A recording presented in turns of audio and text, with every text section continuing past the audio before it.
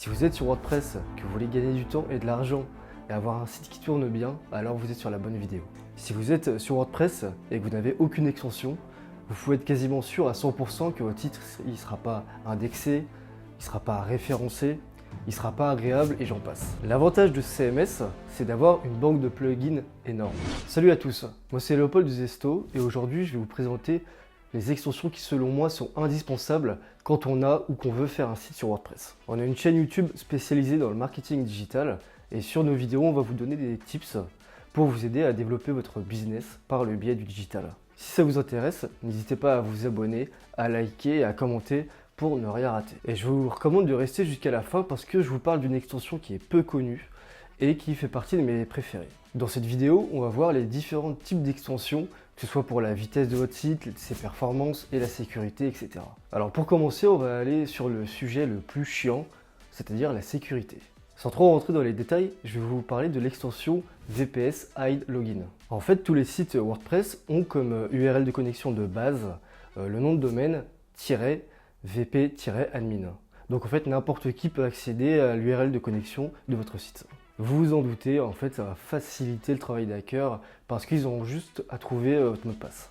Avec ce plugin gratuit, vous allez pouvoir personnaliser, changer l'URL de connexion. Et donc ici, je vous recommande encore une fois d'aller sur des choses assez compliquées, ne pas mettre -connexion ou juste admin, mais mettre un mot de passe, quelque chose d'un peu plus compliqué à trouver. L'autre extension sur laquelle je vais passer rapidement, c'est WordFence. À l'heure actuelle, je pense que c'est la plus complète parce qu'elle va vous permettre de faire une multitude de choses comme optimiser votre pare-feu, voir les adresses IP qui tentent de se connecter à votre back-office ou aussi bien modifier le nombre possible de tentatives de connexion à votre back-office. Place au SEO et ici j'ai décidé de vous en donner qu'une parce qu'en vérité elles font quasiment toutes la même chose. Qu'on parle de Yoast, SEO Press, etc. Moi, ma préférée et celle que je trouve la plus complète et la plus agréable à utiliser, c'est RankMath SEO. Elle va vous permettre dans un premier temps de pouvoir optimiser facilement toutes vos métadonnées, que ce soit métatitre, métadescription, balise alt, etc. Si vous rentrez votre mot-clé, elle peut vous donner un score d'optimisation on-page.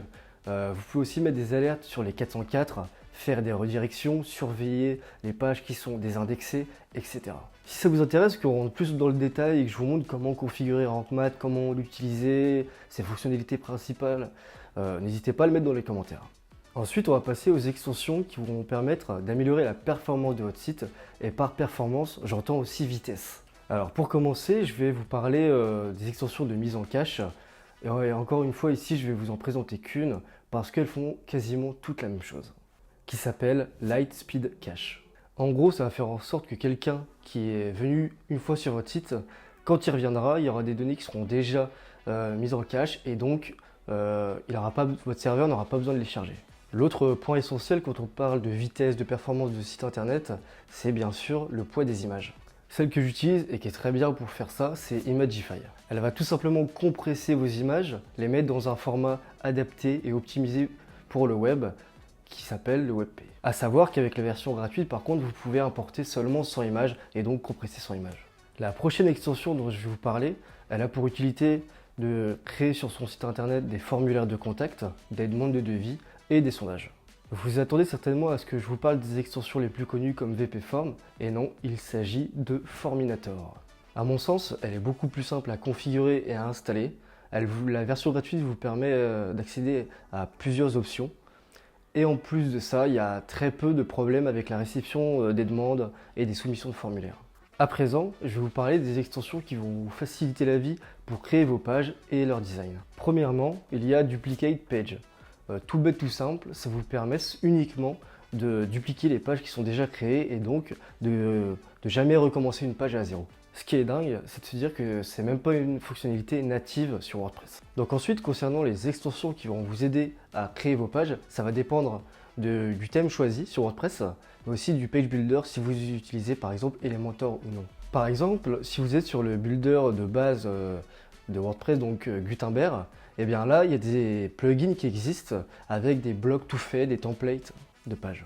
Pour citer l'un des plus connus, il y a Spectra par exemple qui fonctionne avec le thème Astra, mais nous pour vous donner un autre exemple, sur un site on utilise j'ai le thème GeneratePress et donc ici on a installé l'extension GenerateBlocks qui permet d'avoir accès à des blocs tout faits, des templates de pages.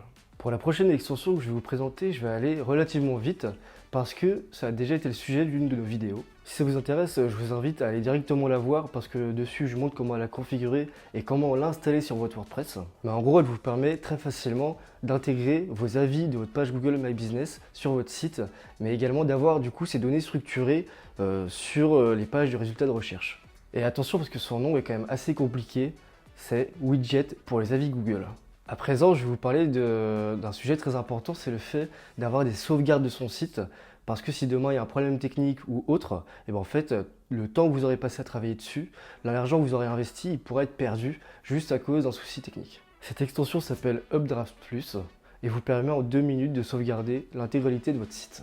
On va passer à l'avant-dernière extension qui est au sujet des cookies. Vous savez, ce qui est aujourd'hui obligatoire d'avoir sur son site internet. Cette extension elle va vous aider à installer et configurer la petite page pop-up qui va s'afficher sur votre site lorsqu'un visiteur arrive et qui va lui laisser le choix que vous conserviez ou non les données qu'il va laisser sur votre site. Donc celle que je vous recommande, c'est Compliance. Il y en a plein d'autres et elles font encore une fois toute la même chose. Et voilà, l'objectif c'est d'être sur une extension que vous maîtrisez et avec laquelle vous êtes à l'aise. Pour finir cette vidéo, je vais vous parler d'une extension pas si connue que ça, qui va vous permettre en quelques clics de connecter votre site internet aux outils d'analyse Google, donc Google Analytics et Google Search Console. Pourquoi est-ce que ça vaut le coup de l'installer? Tout simplement parce qu'elle permet, même aux débutants, d'avoir accès à des données pertinentes, comme le nombre de visiteurs sur leur site, d'où ils viennent, les interactions qu'ils vont avoir avec, etc. Voilà, cette vidéo est finie et j'espère qu'elle vous a plu. Si c'est le cas, n'oubliez pas de laisser un like, un commentaire et de la partager à des personnes que ça pourra intéresser. Si vous avez des questions, c'est pareil. N'hésitez pas à laisser un commentaire et si c'est un peu plus privé, je vous invite à directement cliquer dans le lien dans la description. Et enfin, dans la description, je vous ai mis une liste, la liste des extensions dont je vous parle, avec d'autres extensions un petit peu plus poussées ou sur des sujets un peu plus transverses. Merci pour votre écoute et puis moi je vous dis à très vite.